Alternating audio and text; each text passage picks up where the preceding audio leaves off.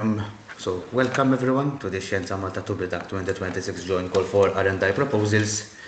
I am Nathan Aquilina, and today we'll be going through an overview of the Xjenza Malta-TUBITAK joint call, including the national rules, submission process, and so on.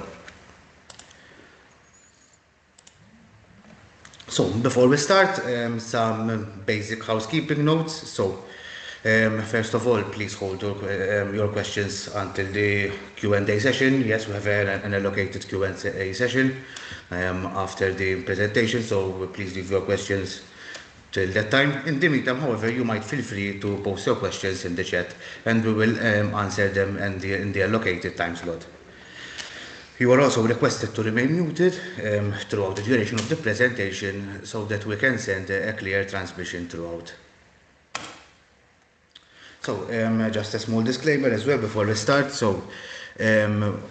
Of course, the main source of reference is always the national rules of participation and the joint call text for the Xjenza Malta joint call. It overtakes precedence over and above what might be discussed in this presentation, since this is just a general overview. The rules are always more technical, and it's always recommended that they are checked in further detail. Okay, we start with an overview of the unit which we come from. So we come from the Xjenza, one of the main technical units from Xjenza Malta, the internationalization unit. This unit follows trends in research, development and innovation through its representation in international and regional science diplomacy forums. The aim of this unit is in order to strengthen international R&I collaboration amongst local and foreign researchers and stakeholders. This is done by implementing regional and international funding programs with the use of national funds aimed at the local R&I stakeholder community.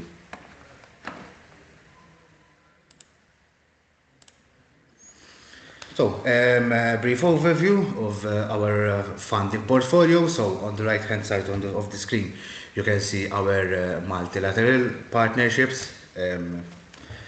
And on the right-hand side of the screen, you can see the bilateral partnerships. Of course, Xjenza Malta-TUBITAK falls under the umbrella of bilateral partnerships, which is the reason why we're here today.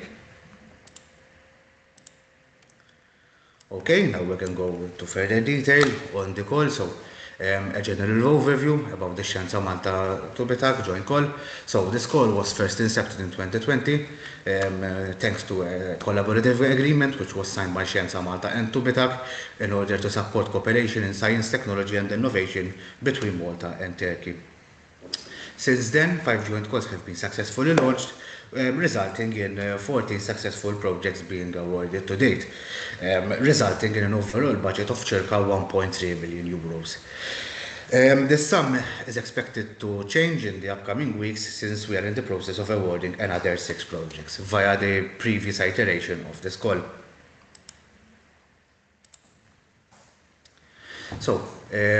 What is the aim and scope of this call? This is the 6th joint call.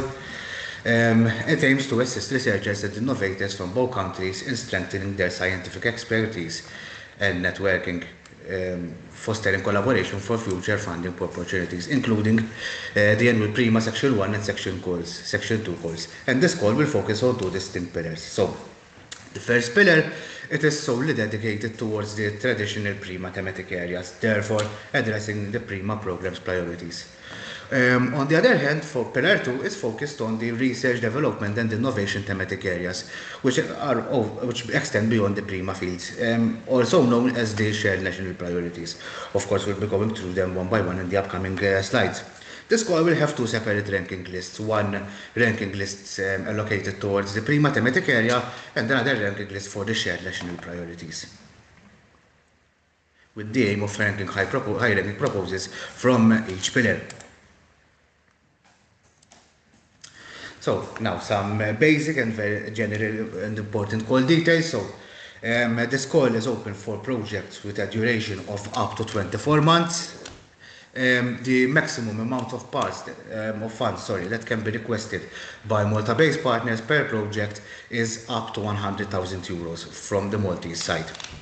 The deadline to submit the proposal is the 5th of June 2026 at 11:59 p.m. For Maltese applicants. And the submission email to be used for the submission is the one allocated below. So it's prima.xjenzamalta@gov.mt. So the project consortia it needs to be composed of at least one eligible legal entity which is operating in Malta and at least one legal entity which is operating in Turkey. So one from both countries. The thematic areas, as I already mentioned, Pillar 1 is solely dedicated towards the traditional prima thematic areas, and Pillar 2 is solely dedicated towards the shared national priority research areas. The TRL levels eligible to participate in this call, when I say TRL levels, I mean the maturity level of the research type. It ranges from levels 1 to 7. So we are looking from foundational concept going all the way to like prototype stage. So it's from 1 to 7. Okay, so some general information about both pillars. So for Pillar 1, the thematic areas are traditional prima thematic areas. For some of you, they don't need any introduction now. So it's management of water, farming systems, and agro-food value chain. Whilst for the second pillar, the shared national priorities for this year's call, we have included the thematic area artificial intelligence and machine learning. This has replaced aviation alongside smart manufacturing and health. One thing I always like to emphasize is that this call is a bottom-up call. What do I mean by that? What I mean by a bottom-up call is that if the proposal can fall under the umbrella of one of the thematic areas, as long as sticking within the respective pillars, it will be considered for funding. So that's the important thing, that it can fall under one of the main thematic areas. So the evaluation, as you know, this call, like Xjenza Malta programs, is a competitive call, so it will be scientifically evaluated. On what criteria is it evaluated? It is evaluated on these 5 main criteria, which are the scientific and technological excellence of the proposal, the methodology of the proposal, so the soundness of the methodology, the project management aspect, the synergy and the strength of the international collaboration proposed, so the structural contribution, and the impact of the proposal, the impact of the project being proposed. So, all of the relevant information on this call can be accessed via the Xjenza Malta by clicking on the Funding Schemes tab, which is circled in red for ease of reference, and clicking on the Open Funding Schemes sub-tab. There you will find all of the open calls currently open at the present date, and you need to select, of course, Xjenza Malta-TUBITAK for this case. For any other call, you need to select the respective call accordingly. Okay, so the project consortium, so for this specific call, each collaborating site, so one from Malta and one from Turkey, needs to have one principal investigator and lead partner representing the proposal consortium for each country, so it's 1 and 1. And the PI of each country is responsible to submit the application forms, both the joint and the national application forms, to the respective managing authority. Applicants for this call can submit more than one proposal under the call. Now, we'll be going through the eligible entities which can participate in this call. So, first and foremost, as I already mentioned, the entities need to be registered in Malta, or they must have an operating base in Malta, which is registered. And this is the list of the entities which can participate in this call. So, they range from limited liability companies, partnerships, non-profit making organizations, voluntary organizations, professional bodies, cooperatives, public entities, and research and knowledge dissemination organizations. So, how you can get funded under this call? So, there are 2 main regimes under which you can get funded. So, if you are a University of Malta, MCAST, or a public entity, so I'm looking at governmental agencies, the governmental departments, etc., you can get up to 100,000, up to 100%, funding, because you are a non-economic entity. On the other hand, private entities, NGO, and so on, they fall under the regime of economic entities. Therefore, state aid is applicable in that regard. And you can get funded under 2 funding mechanisms, which I will explain in the upcoming slides, which are the de minimis and the general block exemption regulation. So, Now I will explain them one by one. So first of all, de minimis. With de minimis, you can get funding up to 75% of the project value. One point which needs to be taken into consideration is that the remaining percentage needs to be in monetary terms, not in kind. And one for de minimis also, one needs to take into consideration that there is a capping of 300,000 euros over the rolling period of 3 years. So over and above just the funding for this project or other Xjenza Malta calls, over and above them, one needs to also take into consideration that he did not receive de minimis aid from other entities, cumulatively exceeding 300,000 euros over the rolling period of 3 years. So now we go to the second funding mechanism under state aid, which is the GBER, the General Block Exemption Regulation. So with GBER, you can get co-funded up to 60% of the project value. Once again, for GBER, one needs to take into consideration that the remaining percentage needs to be paid in monetary terms and not in kind. And I need to go back. Okay. So, and the matrix diagram on the right hand side of the screen is showing how you can get funded under GBER. So as I said, the maximum you can get under GBER under this call is up to 60%. So all GBER applications can start with a baseline aid intensity of 25%. The undertaking size criteria will determine whether you can get another top-up of 20%, and if you are a medium-sized undertaking, you can get topped up with 10%. If you are a large undertaking, you don't get topped up under this criteria. Then the final criteria which determines how much you can get co-funded is the extra funding for projects prioritizing effective collaboration and or by dissemination. If this is present, you can get topped up with a further 15%. So to break it down into context, I said you can get up to 60%. 25 plus 20, the maximum you can get for a small undertaking, plus 15, it amounts to 60%. For medium, it's 10% less. Okay, so now we'll be going through the eligible cost of this program. So eligible costs are personnel, specialized equipment and consumables, subcontracting activities, cost of IP and knowledge transfer activities, travel and subsistence, overheads and other operating expenses. And now don't worry, we'll be going through them one by one. So first and foremost, personnel costs. So personnel costs are eligible under all three funding mechanisms, so both non-state aid and state aid, or the Minister and GBER as well. One needs to take into consideration for personnel costs that for project management there is a capping of up to 10% of the total project value. And one needs to also take into consideration overall, this is over and above the project, that on all projects he's working on, he cannot work more than 172 hours per annum, so per year.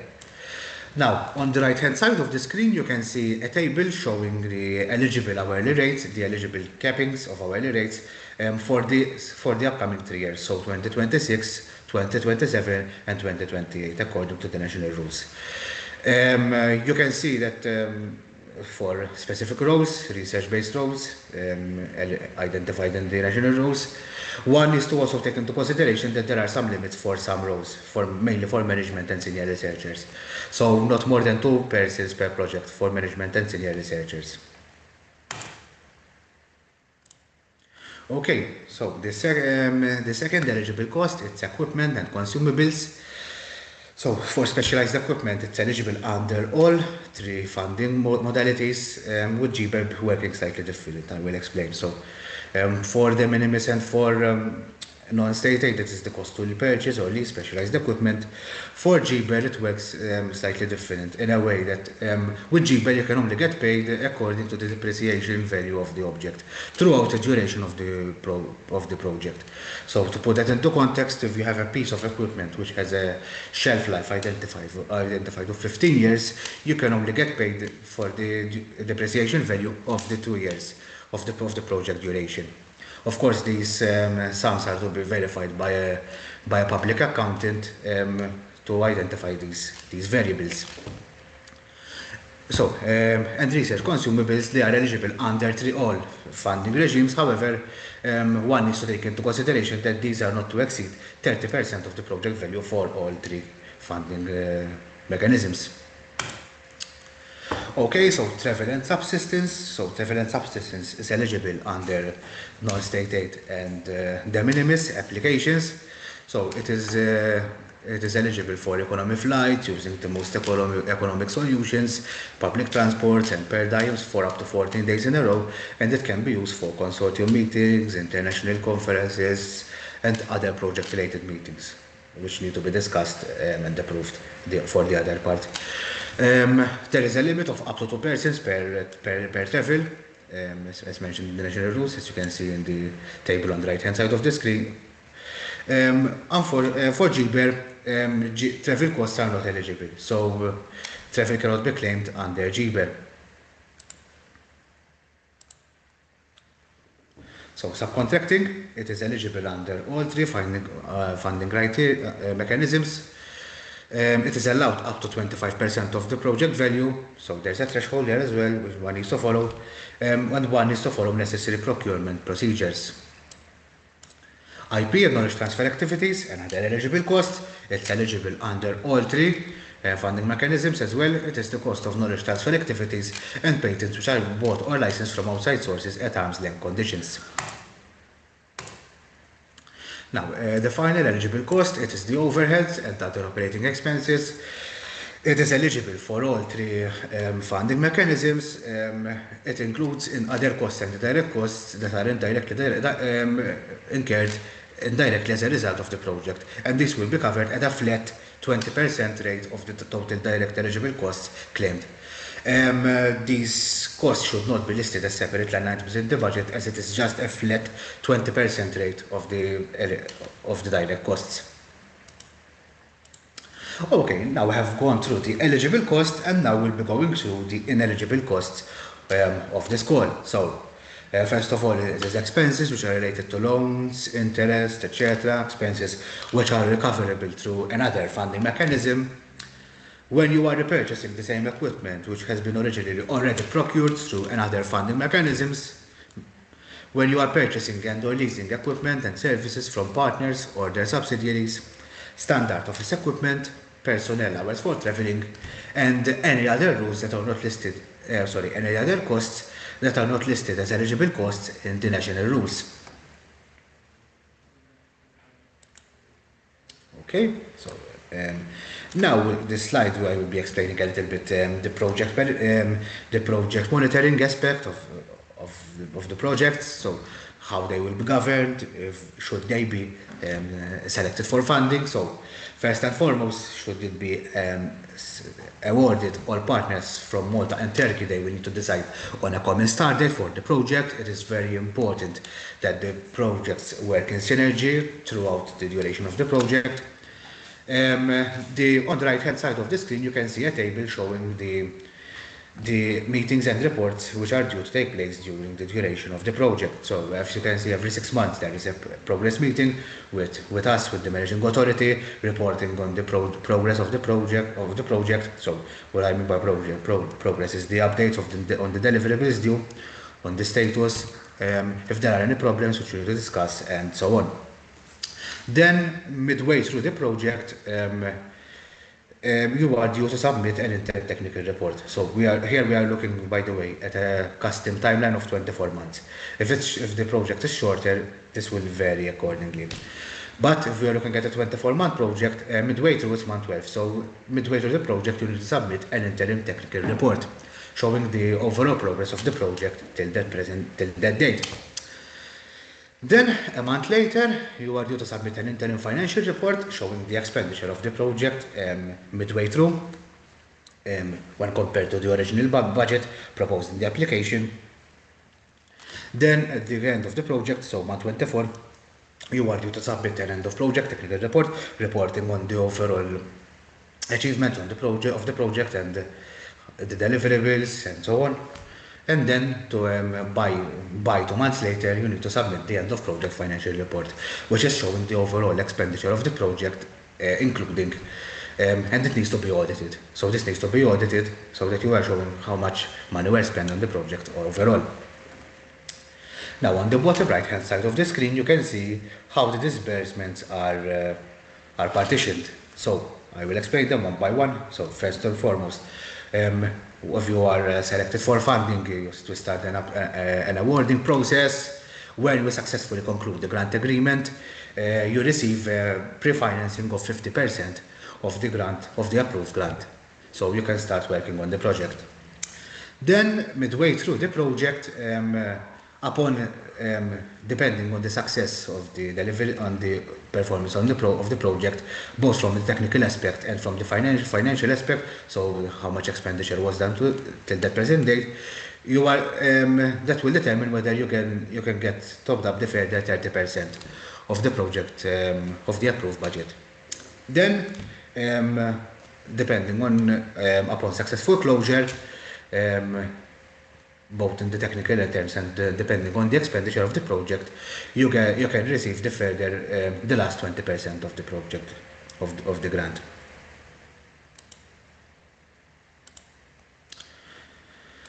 Okay, so now we can go through the submission documents. So what documents need to be submitted in your application. So all of the documents, by the way, can be accessed via the Xjenza Malta website from both from the call page and the resource page for the annexes, except for the cooperation and IP agreement. Why? Because the cooperation and IP agreement is a contract between the project partners. So Xjenza Malta does not have a specific template. It's a contract between the partners participating in the project, both from Malta and Turkey. On the right, so what you submit is the National Administrative Form, which covers the admin part of the application, some details about the company and all the admin matters, plus the annexes, which I will go through them in the upcoming slide, and the joint application form. The joint application form is an application form filled in reality by both the Maltese and the Turkish partners, which covers the scientific and the technical aspect of the proposal.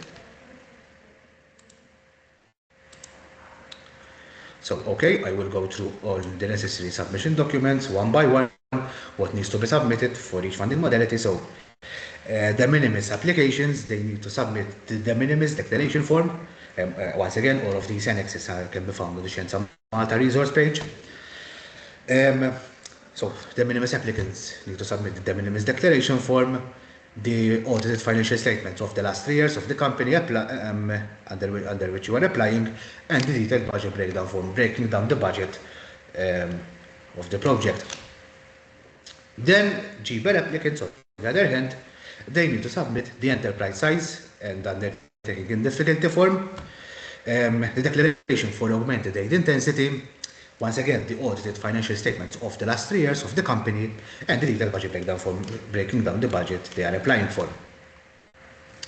For non-state aid applicants, public entities which are not research knowledge dissemination organization, so I'm referring to governmental agencies, governmental departments, etc. They need to submit the public entities, not RKDO's declaration, and the detailed budget breakdown form. On the other hand, public research knowledge dissemination organizations, I'm referring mainly to University of Malta and MCAST here, they need to submit the public RKDO's form and the detailed budget breakdown form breaking down the budget. Now, some points which even I get asked quite frankly about. So, first and foremost, for startups which do not have the audited financial statements of the last 3 years, they are requested to provide us with the financial projections instead for 3 years signed by an auditor, since startups, you understand, they do not have them handy at the moment since they are new companies. On the other hand, in the case when there is when an audited financial statement might be missing, for example, for the previous years, the previous year was not concluded, applicants can instead, for that particular year, submit the management account showing the detailed profit and loss and the balance sheet for that year instead, alternatively at application stage.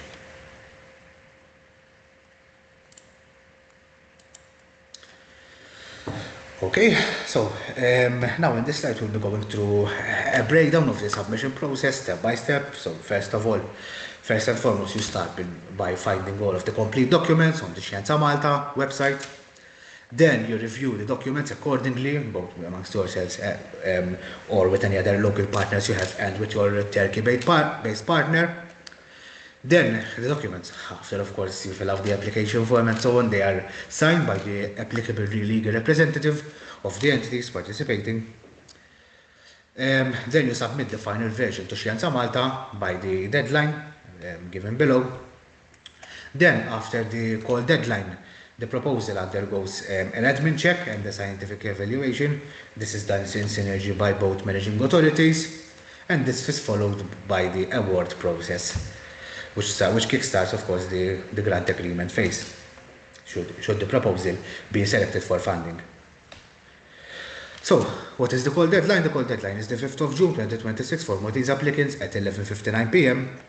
The submission email is theprima.xjenzamalta@gov.mt, and the submission needs to be done using these, is recommended to be done using this allocated text. So, submission/query, email subject, Xjenza Malta-TUBITAK 2026 call -acronym -submission/query. If it's a submission, you write submission. If it's a query, write a query. It's recommended that you use this text. Why? Because it will be easier for us to track the application throughout our checks. Okay? So, the evaluation process. I will explain here how the proposals are evaluated. So, first and foremost, once the deadline is surpassed, we start an administrative eligibility checks, both us and TUBITAK, where we check the proposals for administrative eligibility. With regards to administrative eligibility, one needs to take into consideration that, especially when it comes to the budget, if there is a minor deviation, it will be corrected by Xjenza Malta, and the applicants will receive an offer whether they accept or decline the amendment which we propose to make the application eligible. Of course, should the applicant decline the amendment, the proposal would be subject to ineligibility, of course. Then, if the proposal is then deemed as a major deviation, especially in the budget, the applicant may be invited to fix it as well. However, if the deviation is deemed to be of severity in nature, it can be immediately rejected. Of course, at the managing authorities this discrepancy. Discretion. Apologies for that, not discrepancy. So, then, after the administrative eligibility checks, eligible proposals are evaluated through a joint scientific process, after which a final funding decision is done using the recommendations received from the independent external experts. Of course, the managing authority reserves the right to conduct a due diligence exercise through its contractors and request additional assurances or documentation at its discretion. So now we are nearing the closure of this presentation. So, especially for maybe researchers who are new to the field, so they're starting their research career, we are aware that finding a partner might be a little bit of a challenge. That's why we always recommend that you subscribe to Plumtree, a portal which is administered by Xjenza Malta. It is a very effective tool for networking. It is very highly frequented as well by Turkish researchers. You can use it in order to network with Turkish partners using the partner search tools included in this tool.